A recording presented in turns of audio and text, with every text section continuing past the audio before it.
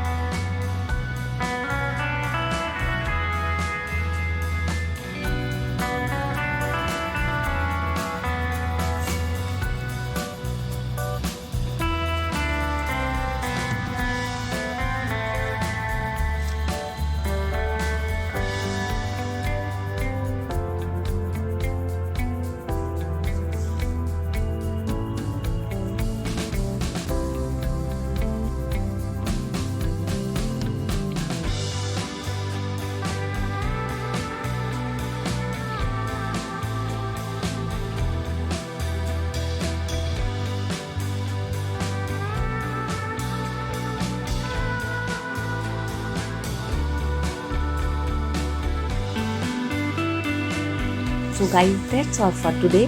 We sincerely hope you like this video. Please like, share and subscribe to my channel for more new videos. Thanks once again. Have a nice day.